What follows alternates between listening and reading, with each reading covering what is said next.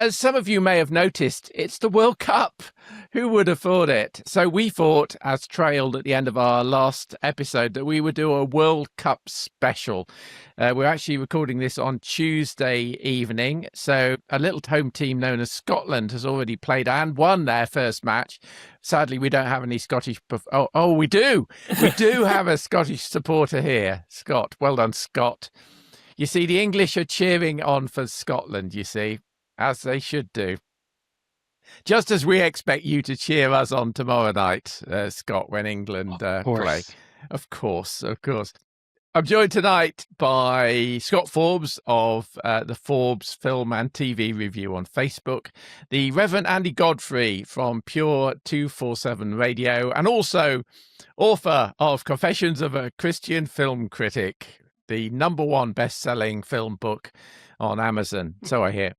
And Emma Sewell from Emma at TheMovies, and a guest. Well, I say a guest. Dan has always been a part of Flickering Dreams, but doesn't get on to the monthly reviews as much as he'd like. But Dan Cook of the Dan Cook Movie Reviews on Facebook joins us. And I'm Bob Mann from One Man's Movies. A simple remit here. We've basically picked our favourite film either about football or featuring football as a part of the film.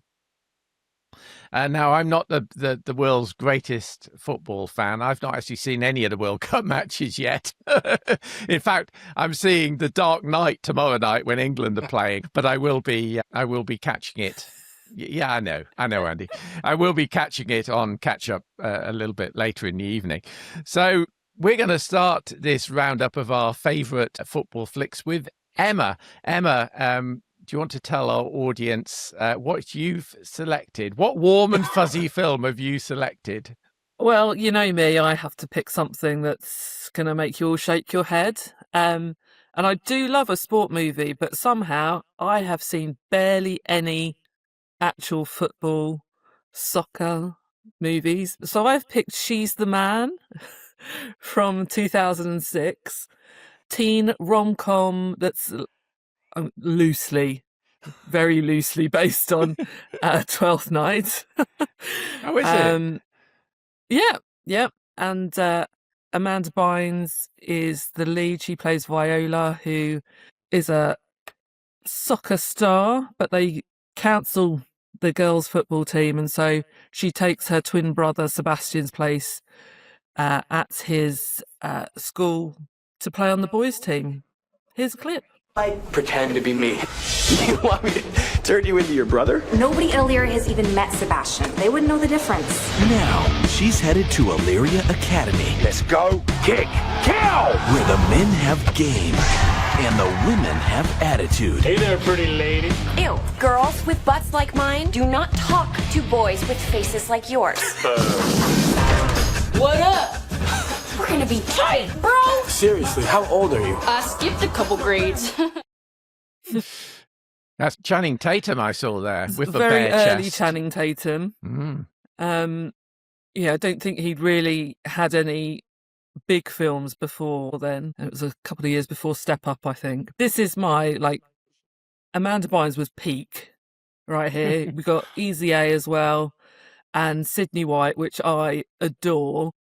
I did read that people say, it's not very true to the story, is it? I'm like, it's not going to be. It's a rom-com set in modern day. But it is, it's just nonsense. And Amanda Bynes is just really entertaining in it. Channing Tatum, not bad, surprisingly, for early him.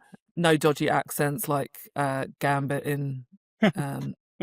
Deadpool, so we're okay there. It's just a really nice sort of heartfelt adaptation. It amuses me as it would. I don't have to think about it. People say you have to suspend your disbelief. Of course you do. This is what I expect from this film, and it delivers. Yeah, I recommend everyone watch it because there's some amazing soccer skills. I've not actually seen this film, I have to say. It's a classic. It's passed me by. Anybody else seen this one? Yep, I I've think got it on my so. shelf over there. Number 7 on the list I gave to you, Bob. Nice. There you go. There you go. There you go. Of course, Amanda Burns, that was 2000. Fines. Bynes, yeah, sorry. 2006, She's the Man. Easy A was in 2010 with a very young Emma Stone, of course. And that was actually her last film because she kind of very sadly went off the wagon with mental illness and went into conservatorship through her parents and has only kind of barely coming out of it now, as I remember. So a bit of a sad story because, as you say, she was the one to watch in the early 2000s, late 90s. So, yeah. So that's your choice, Emma. We'll switch to Andy now, I think. Andy, what did you pick as your film? I think this could probably be classed as a British classic. I think so. I watched it again this morning. It's terrific. So anyone who knows me knows that I'm a massive Bristol City supporter. We know that they're the best team in the country and I just love my Bristol City. However, growing up, I was in the early 70s, I was a fan of Leeds United as managed by Don Revie. And because they were the best team in the country and as a little lad, that's the team you support. So I've gone for The Damned United, the story of how Don Revie was replaced at Leeds United by Brian Clough, who only lasted 44 days in the job. It's an absolutely terrific football film. Here's a clip. In 1973, England's most beloved soccer coach was Don Revie. Best manager in the country, Don Revie. Prepares a file on every game. Leaves nothing to chance. They're here. But one man would change everything. Welcome to Derby, Don. Pleasure to meet you. I'm Brian Clough. Have to beat him, Pete. Beat him if it's the last thing I do. So this is 2009, directed by Tom Hooper, who of course went on to direct films like Les Miserables and other great films. Fantastic cast, as you just saw there. Martin Sheen, Cole Meany. I watch anything that Cole Meany's in because I think he's just absolutely spellbinding. Jim Broadbent is in this as well, as is Timothy Small playing Peter Taylor, Brian Clough's right-hand man. It's a really dramatic, exciting story of the rise and fall and rise of Brian Clough, because after he completely failed at Leeds, the Leeds players were so in love with Don Revie, they treated him as a father, he treated them as his surrogate children. They played their hearts out for him, quite often accused of cheating. They were known as a really dirty, quite violent team. There was a Charity Shield match in which Billy Bremner got sent off for fighting with Kevin Keegan at Wembley, and we see that in the film. Brian Clough goes on after his 44 days at Leeds to manage Nottingham Forest, and they won the European Cup twice. So obviously he knew what he was doing, but at Leeds United he was a complete flop. The film's brilliantly shot, brilliantly acted, it's got a terrific score, some really great football moments of real genuine football history, as we see before he goes to Leeds, Brian Clough winning the league with Derby. And then his enmity with Don Revie, the two men hated each other. And then we see his fallout with Peter Taylor, his right-hand man, but then he gets reunited with Peter Taylor.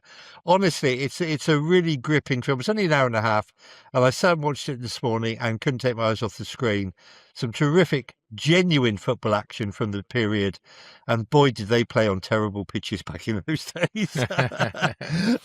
So I've gone for The Damned United. I think, personally, it's the best football movie ever made. It's certainly a very good film. I mean, you and I are old enough, Andy, to remember Leeds United in their heyday. Yeah. And well, so I supported them, Yeah, and Cole Meany, he's a spitting image, actually, of Don Revie, isn't he, from what I remember? Don Revie was not a really nice bloke. I mean, after he left Leeds United to take on the England job, and then he flopped with England, then he went out to Saudi Arabia, where he flopped again. And he genuinely...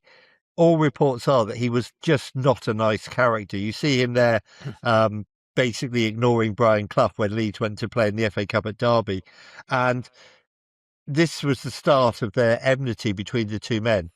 Whereas Brian Clough, of course, we all know, was an arrogant so-and-so who would shoot his mouth off at every given opportunity. But he knew what he was doing when it came to football. The problem was the Leeds United players just would not play for him. And they ended up near the second bottom of the league under Brian Clough, and his 44 days were a complete disaster. But the film really tells the story in a really gripping, heartfelt way, because you come to care for some of these characters and you get to understand the motives of what goes on behind the scenes of the football club. So yeah, I think it's terrific. Yeah, it's very good, very good. I've not actually watched that film since it came out. I don't think. Go back and rewatch it while the football's on. It's a good excuse. It's great. It's a great film. Okay, so I must admit, we're going to turn to Dan now. And when Dan gave me his suggestion, I actually burst out laughing, and I thought, that's spot on. And Dan, do you want to introduce what your film is, and then I'll play the clip? Yeah, I will. So Emma said, she likes to go outside the box, and went for She's the Man. I think I've gone outside the box and gone into a different county. I think because I'm not a football fan. So when I think of football, I just think of people messing around on a pitch, being a bit daft. So I find it more funny than anything, and I love to laugh. And as soon as Bob said, name your favourite football film, I didn't think of a film, but I thought of a sequence which involved football. And that is the key animated sequence from Disney's Bedknobs and Broomsticks. So for audio listeners, I appreciate this is a very visual clip. You will hear the animals from the magical island of Naboombu playing a rather hilarious football match with poor David Tomlinson as the referee trying to keep order.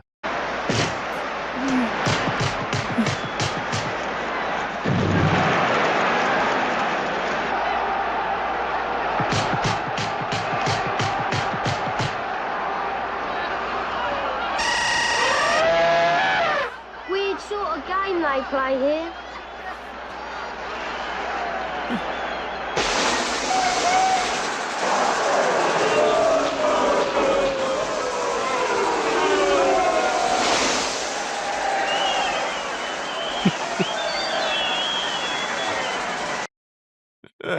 I just love it. I was actually with Andy last night. We were at a Mark Commode in 3D event at the BFI, and Bedknobs and Broomsticks was actually mentioned, and Andy turned to me and he said, "Oh, that's another film with football in it." And I kept It was very the first quiet. one that came to my mind. I think I sent you several films which I thought, oh, these are much more football orientated, like the documentary Next Goal Wins, which I absolutely loved. Even there's a film called Joie Noël from 2008, which is about the armistice in World War One when they played football on no man's land on Christmas Day, and I thought that would have been a good one, but I had to go with my instincts and immediately go for Bedknobs and Broomsticks. Not just because I think it's some of the funniest animation that Disney has ever done. I think it's a terrific slapstick sequence that it doesn't predate, but I think it stands alongside something like Tom and Jerry or Sylvester and Tweety Pie. I think it's really, not the really new funny. Tom and Jerry. It doesn't. No, not the new Tom. No, not the new Tom and Jerry. The Don't classic. get him started, Dan. Don't get him started. I've just calmed Andy down until we get to the June best and worst of episode. Okay. So let's not open that box right now.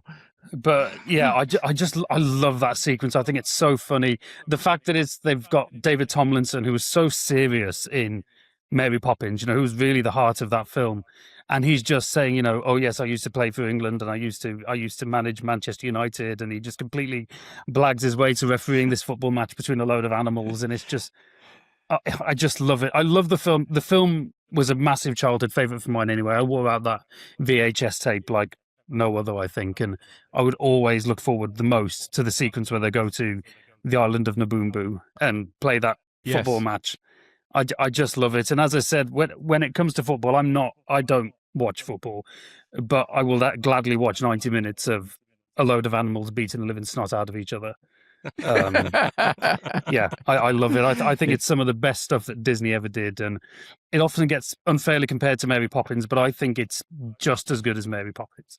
Bedknobs and Broomsticks. I think it's a really underrated Disney film, and that football sequence in the middle is the absolute highlight of the film for me. Yes. I don't disagree. I was 10 years old when this came out in 1971. And as I think I've said, my first ever film at the cinema was Mary Poppins. And I dragged my poor, dear departed mother back to see that film, I don't know, 20 times maybe. Every time we took the bus into York and past the Odeon, my mum would cringe if she saw the cutout of Julie Andrews standing outside, because she knew, bloody hell, Mary Poppins is on again. He's going to want to go and see it. And sure enough, I did.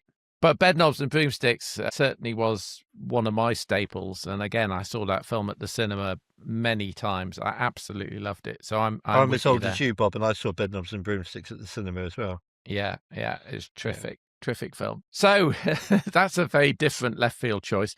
Let's go back to more of a football film, I think, here with Scott. Scott, what was your choice? So I thought about the theme, and there's lots of films based on Scottish players, Scottish teams, but I stayed on brand and picked a film that I actually think is my favourite football film, which is a film that sees, let's say, two worlds collide, and it is Bend It Like Beckham. Here's a clip. I was married at your age. You don't even want to learn how to cook now. I'm joining a girls' team. I rubber. Let me ask you something. What nice Indian family would want a daughter-in-law who can kick a football all day, but who can't make round chapati? No more football. Honey, all I'm saying is there is a reason why Sporty Spice is the only one of them without a fella. I tell you what, Scott, that was a very helpful trailer clip for me to put into tonight's, because I don't know whether you do frame.wtf, the game, the film game every day. Not in a few weeks. Today, it was Bend It Like Beckham, and they showed that picture of the goal with the house behind, and I thought, I've seen that picture in the last 24 hours. So I got it in one. I got it in one today. Well, there you go. Please. Why do you like this film so much, Scott? So this one just makes me happy. It's such a feel-good comedy where you've got the culture of Indian family, girl expected to just basically grow up, typical sort of good Indian girl. She's not supposed to be playing football, but she's grown up in England. She's a bit of a tomboy. She wants to go and have fun. So goes against her family, joins this girls' football team, meets very young Keira Knightley.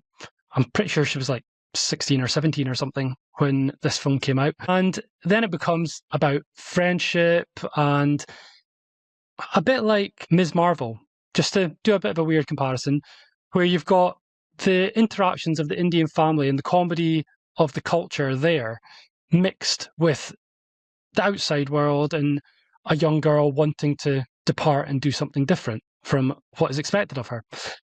And this film just, I mean, there's definitely some scenes that you can look back now and think, probably wouldn't get away with that if they made the same film today.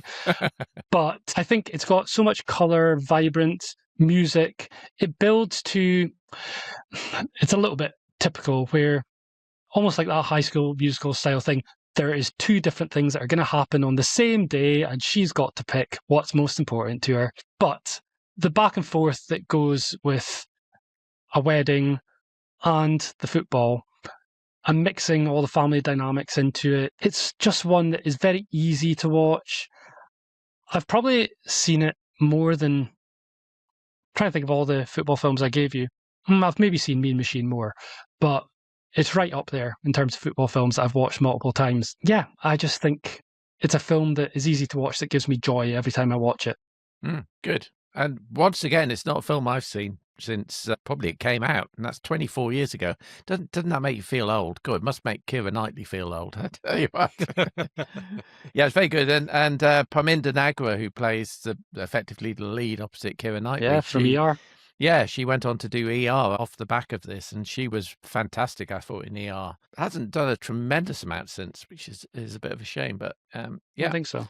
Good choice, good choice.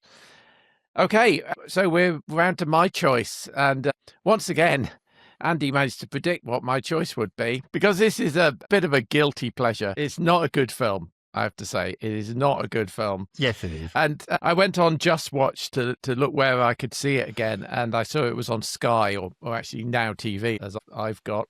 And I went on to Sky to play it, and it categorizes it as a comedy, which really says it all. This is the film which I've picked as my football film. In 1942, the Nazis thought they were sitting on top of the world, never suspecting that they could be toppled in one conflict. the most unusual battle of the war. It has been decided that a German national team will play a combined team from the prisoners of war of the occupied territories. That's crazy. Okay, I'm ready to sign up. Sign up, Hank. And you ought to be exhibited in Paris like performing fleas? What about me? Get out of here. A stacked game. The Third Reich's finest against a ragged bunch of prisoners of war. This, of course, is Escape to Victory from 1981, film directed by John Huston. And, I mean, it's basically The Great Escape with football, isn't it? It's obviously set in the war. It tells the story of this prisoner of war camp where Michael Caine plays a guy called Colby, who's West Ham and England, but is stuck in this camp. Max von Sydow is a German officer who comes to visit, and he sees them playing football, and he's a football fanatic. And there's a lovely scene where they first meet, and Max von Sydow says, "It's a shame the war has ended for your career."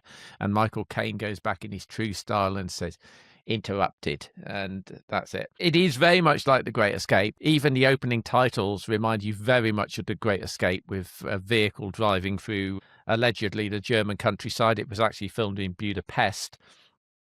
That music there was by Bill Conti, which is stirring, and it's a real good kind of war movie theme. Really like the music. But the real stars of the show, I guess, are the footballers that they got to play in this film, because you saw in that little clip there, we've got Pele, we've got Bobby Moore, we've got Mike Summerby, we've got Ozzy Ardiles, and all wonderful football players. Bobby Moore, obviously, is world famous for holding up the England Cup in 1966. A great, truly great player. A truly, truly terrible actor. Yes. I mean, Bobby Moore in this film is so wooden you can make a bed out of him. He is just incredible. But the supporting cast, you saw Sylvester Stallone there. It's got Max von Sydow. It's got Tim Pigott-Smith, Julian Curry, Michael Cochran, and you just saw in that clip Daniel Massey playing Colonel Waldron. The plot is almost exactly lifted out The Great Escape, because the scenes where Steve McQueen has to escape, gather intelligence, and then get recaptured and bring that back into the camp, that is exactly what happens in this film. So get 0 points for kind of creativity there. But the real piece de resistance in this film, which is why I think Sky mark it up as a comedy, is what happens in this big match against England and Germany at half time. And I won't spoil it for you in case you've not seen this film. But something happens at half time that I remember going to see this at the cinema. I think we were working in a godforsaken Inverness hotel at the time in 1981, and our escape was to get to the little flea pit in the middle of Inverness to go and see a film. We saw Raiders of the Lost Ark that summer, but I think we saw Escape to Victory as well in that cinema. And this event that happened at half time in this football match made me go, "You've got to be kidding. You've got to be kidding me." It is utterly ludicrous, and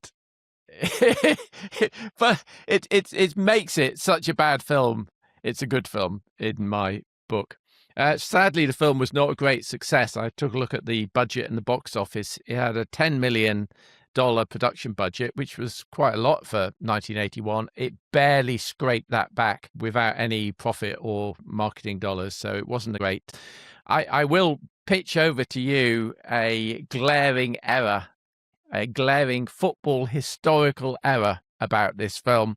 And I only know this because I had a Google on IMDb for the gaffes. And the error is, halfway through this match, somebody is severely injured and gets stretchered off, and they bring in a substitute to play. Yeah, right. Okay. What's wrong with this picture? No substitutes were allowed. Substitutes didn't come in until 1953. Yeah. But apart from that, if that's the worst thing that we can say about But there this were no picture, substitutes in the 66 World Cup. Oh, right. When we won it. No Right. substitutes allowed then. So if Yeah. you watch that game, It went to extra time, and the team that started with the team that finished. Right. No substitutes when we won the World Cup in '66 were allowed. So even though substitution came into football in 1953, it wasn't allowed in the World Cup. Wasn't allowed in the World Cup. That is a fascinating fact. Fascinating World Cup fact. Okay, good stuff. It was hard to pick a football film, because I did think, I was going to go for Bedknobs and Broomsticks, but there were some really, really good ones that I did consider. Like I saw in the clip of Damned United there that I'd completely forgotten that Toby Jones was in that film. And there's a wonderful Toby Jones made-for-TV film called Marvelous, which aired on Boxing Day 2010, I think it was. That was a wonderful film. And there was also a Iranian film called Offside, which is about a load of women who want to get into the Iranian football match, but they can't because they're women. So they have to stand outside the grounds and basically support the team from there. That's a really good film with a great political bent to it. But it is amazing how many films have been made about this one sport. I mean, I wonder if it is the sport about which the most films have been made. Is it going to be that, or is it going to be American football? I suspect you'll find American football. It's a lot more with American ones, basketball, or maybe baseball American or football, something way even, more. Yeah, or ice hockey even. And I mean, we haven't touched on films like The Football Factory, which was about football hooliganism with the very young Danny Dyer. That is actually worth. It's a very brutal, violent film, but it's worth seeing for the history of that period when football hooliganism was rife. And things like The Beautiful Game, which was on TV on Sunday, about the homeless World Cup that happened, which is Bill Nighy. Oh, yes. Which is a fantastic film. Absolutely beautiful. I've still not seen that. That was on TV on Sunday, Bob, so I imagine you'll be able to find it easily. I will. It's a great look film. for that. Yeah, I will. I don't dare sound a bit nepotistic here, but I do have a bit of a background with football movies because my mom used to be a documentarian, and she made 2 football documentaries back in the 90s, and one was about a footballer called Duncan Edwards, who was one of the Busby Babes died in the Manchester United air crash. And she made this documentary because Duncan Edwards lived around here in my hometown of Dudley. So she spent a long time interviewing the various members of the Busby Babes who survived that air crash. So I had to watch a lot of football things when I was a kid. So I think that might be why I'm a bit resentful towards it, to be honest. But so even though it's not something that does interest me, it does make for some captivating cinema. The game, there is something incredibly cinematic about the game. When it's, if it's just shot from a wide angle, on TV, I'm not that bothered. But filmmakers have really managed to find a way to make the game itself an incredibly exciting game to watch on the big screen. So I think that is something that I think it has over any other sport in cinema. I mean, baseball. I mean, there's been some terrific films about baseball, like Field of Dreams or Bill Durham or whatever. But there's something about the kineticism of football that just makes for some really, really great cinema. And I think all of the films that we've mentioned tonight, even something like, The Damned United, which I think is more about the man than it is about the game itself. Yeah, I think there is something about the personalities of football that do make for some fascinating cinema. On the subject of Damned United, there's a terrific documentary, Andy, if you've seen it, called I Believe in Miracles, which is the Brian Clough story. Seen that. You haven't? Okay. I would highly recommend. I'll make a note, Dan. Thank you. Yeah, I would highly recommend that because, as I said, it's not interesting to me, but I was absolutely fascinated by, as Mark Kermode says, the best documentaries are the ones that can interest you, even if you have no interest in the subject. Yes, and that was a definitive. That was an absolute one for me. That and Next Goal Wins, which, as I said, almost made my my choice. Great. Yeah. So can I also just say that we're recording this in the middle of June? There's a film out this weekend. Brand new film which I've seen called No Place for Football, which is about football in Greenland.